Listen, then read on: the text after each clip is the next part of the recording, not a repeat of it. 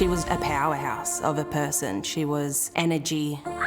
Everyone's friend. She had a smile. She could walk into a room and light it up. Dannielle wanted love. It was the first boyfriend we had ever met. They just seemed to click. But after meeting on a dating app, this coward took her life. Was this a murder waiting to happen? I believe so. Tonight on 60 Minutes, Ashley Gaddie was a serial domestic violence offender. 5 women had taken out apprehended violence orders against him. The shameful issue gripping Australia. If he'd been not out on bail, Danni would be alive today. That's next on 60 Minutes. Dannielle Finlay-Jones should be alive today. During the week, she should be teaching students at the school where she worked. And on weekends, she should be playing sport and hanging out with her friends. Instead, she's dead, another victim of domestic violence. Her family, though, don't want their precious Danni to be a statistic. They want the system that failed her to be fixed. You see, her murderer, who she'd met looking for love on a dating app, had a long history of violence against women. But Danni didn't know about his past or that he was out on bail at the time. And with no warning, she stood no chance. Get a seat and watch their first game at that's it. home. I hope they win, it'd be good. Yeah, we'll be Imagine if good. they start sucking. Shush. It's a gorgeous autumn day in southern Sydney, where the Ramsgate Rams Women's Football Club are hoping for a win. Jackie Finlay-Jones and her son Blake have come to cheer the girls on. Yes, through ball, go, go! So what better way than to come meet some new people, kick a ball around, enjoy your weekends. Their girl, Danni, played for the club for 25 years and was team captain. She had a smile. She could walk into a room and light it up.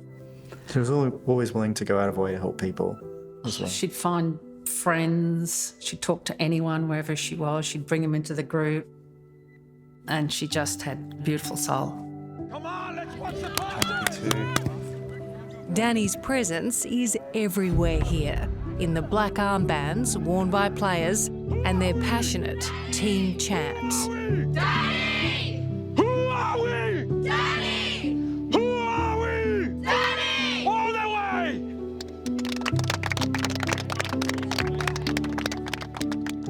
But their beloved captain will never score another goal, or fall in love, or raise a family.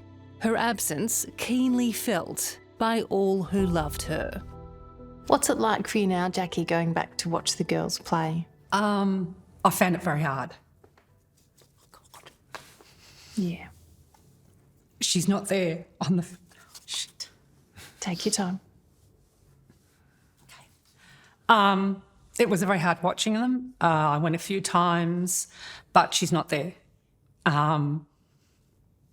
Yeah, it was just difficult.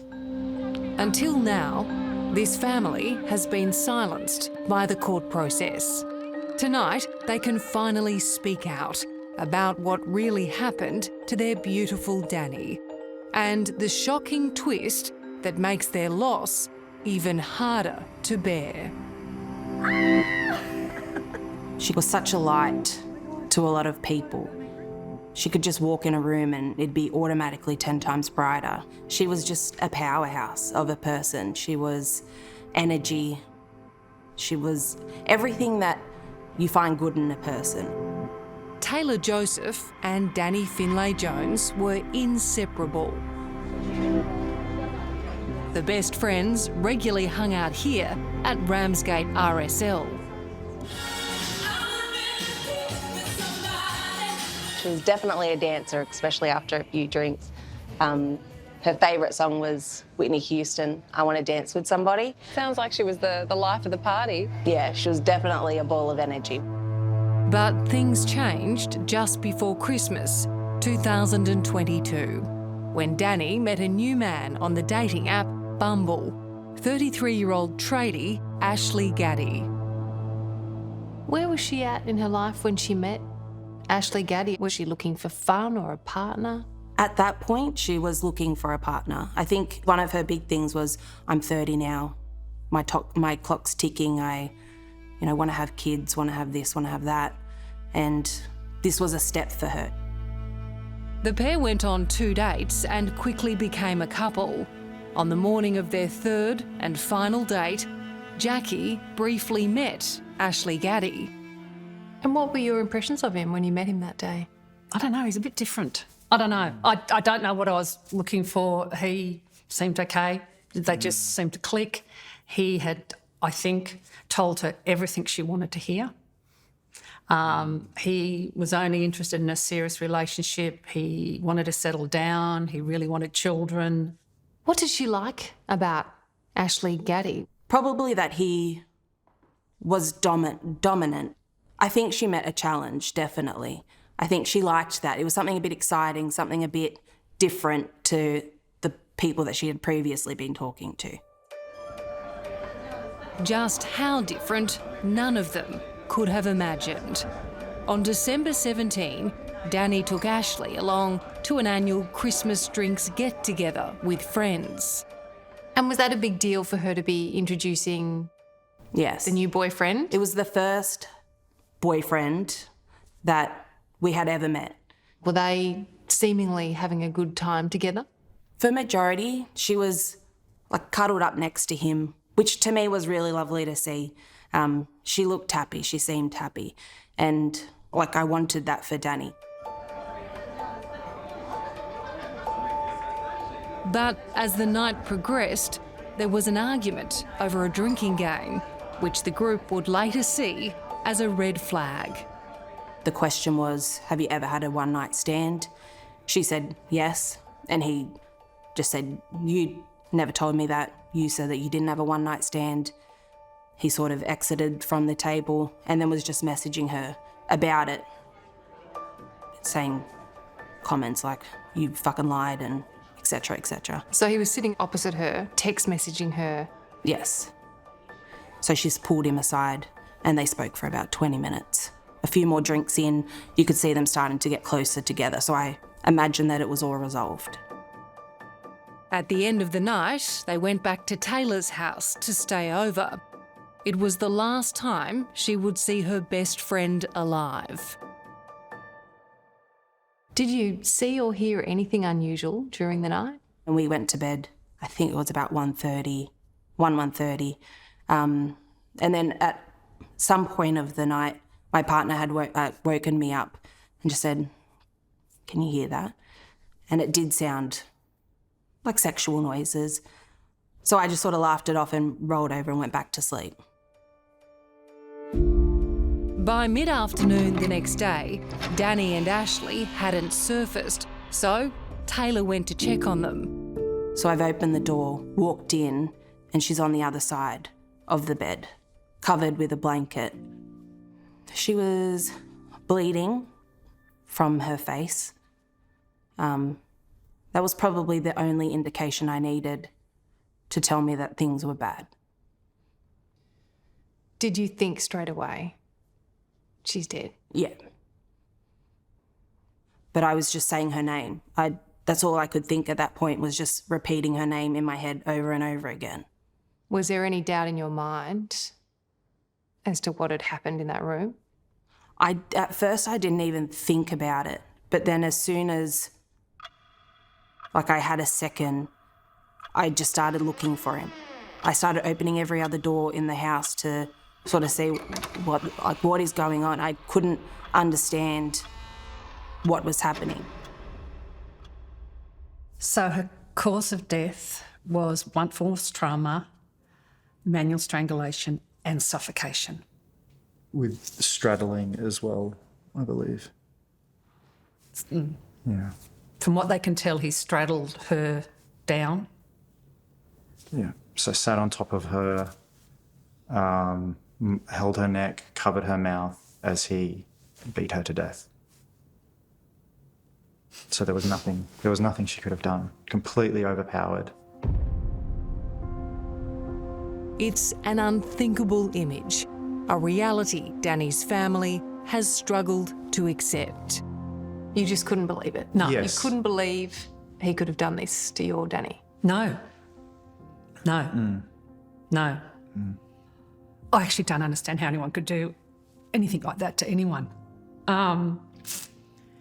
He'd certainly not held back on the damage he did to her. I've got to hope it was, I don't know, quick. She felt no pain. I guess we'll never know.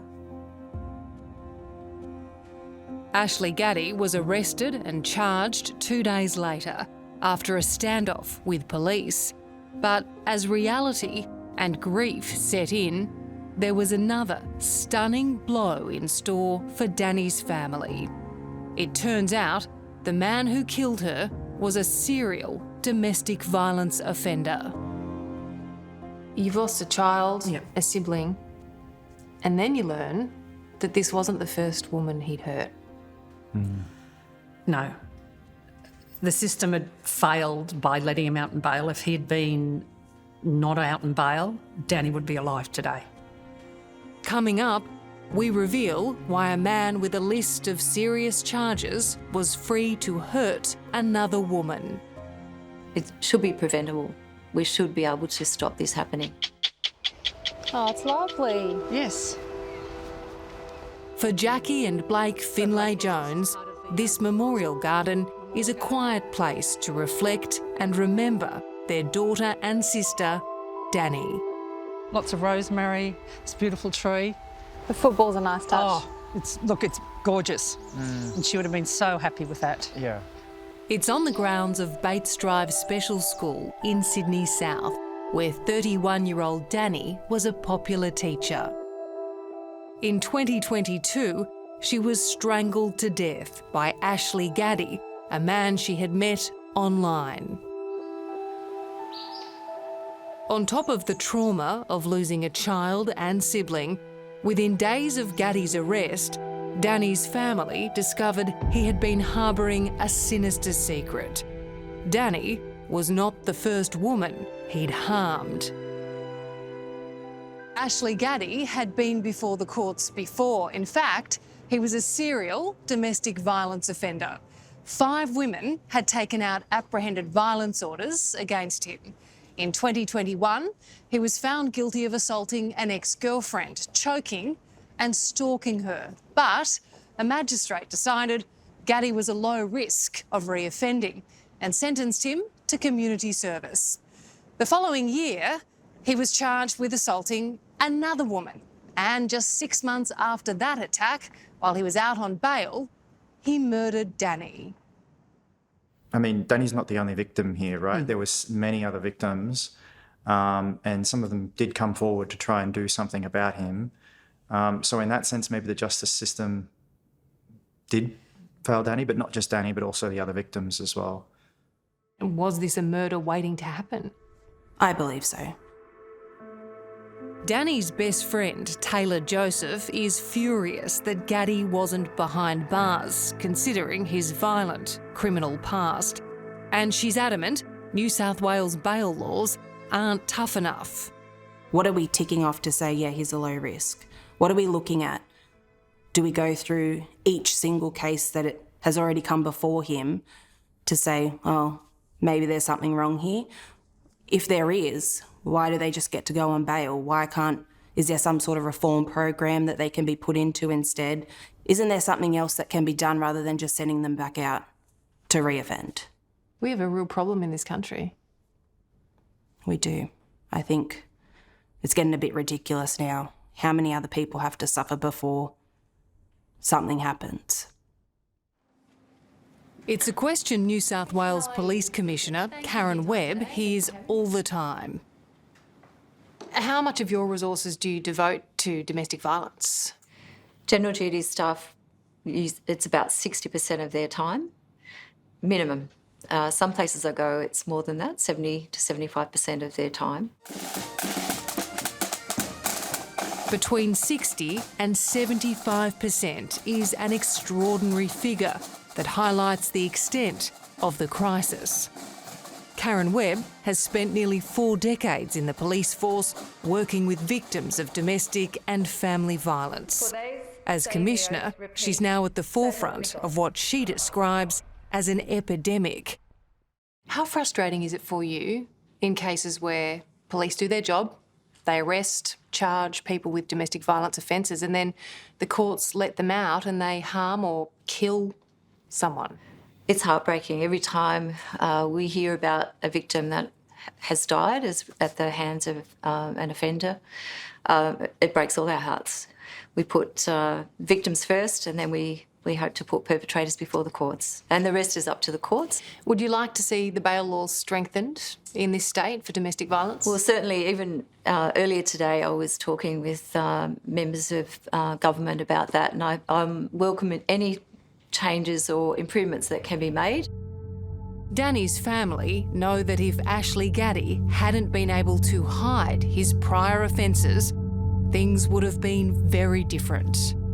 There's several things that I think need to change. One of them would be the dating apps now.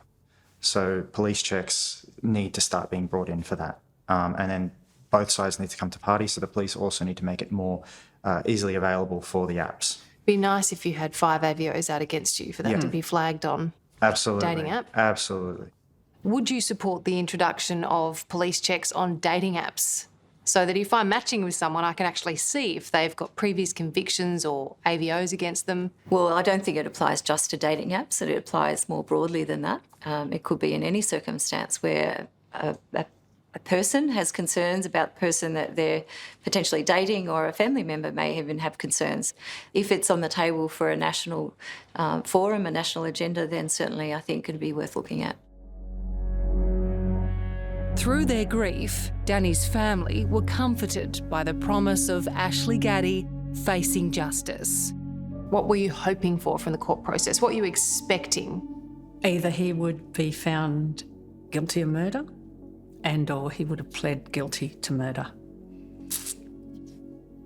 And we would also hope that we would be able to say our piece in court through the victim impact statements.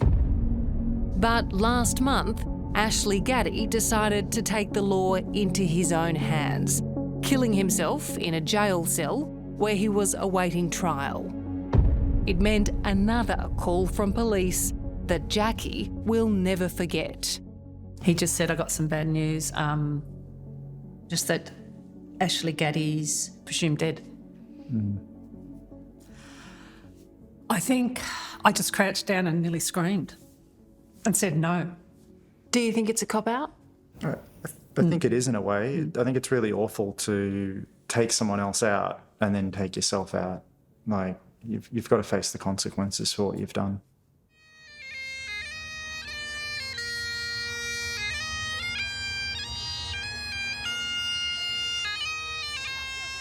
But there is some relief too. Ashley Gaddie can't hurt any more women, and he no longer holds any power over Danni's family and friends. Little did we know, less than a month later, our lives would be torn apart with the tragic passing of my daughter, Blake's sister, due to DV. They're now putting their energy into speaking out against domestic violence and remembering Danni. Domestic violence does not discriminate. It does not care who you are. To be able to be part of this walk is to show our solidarity to past victims and trying to keep our loved ones alive and safe. Do you think we have a cultural problem in this country? I mean, is it the way that we're raising our men, or is it... I'm seeing a growing disrespect towards women now in our culture, definitely. One of the big ones might be those alpha man sort of influencers or podcasts that are online as well, kind of normalising a bit of disrespect towards women. At the football club where Danni was team captain, Jackie often takes red roses, her daughter's favourite, to sit on this special bench and chat about their girl. She absolutely adored Beauty and the Beast. Yeah. Yeah. And she had the tattoo. She had the tattoo that said, until the last petal falls. Yeah. and that was 2 or 3 roses on her arm. So this is why I get these. And the last petal fell. What do you miss the most, Jackie? You wait for her to come home, the keys to turn in the door. Looking forward to what was coming for her future. And then just the chats we would have, it's all gone, and you just have to move forward with her memory. How do you do that? Just remembering all she did, knowing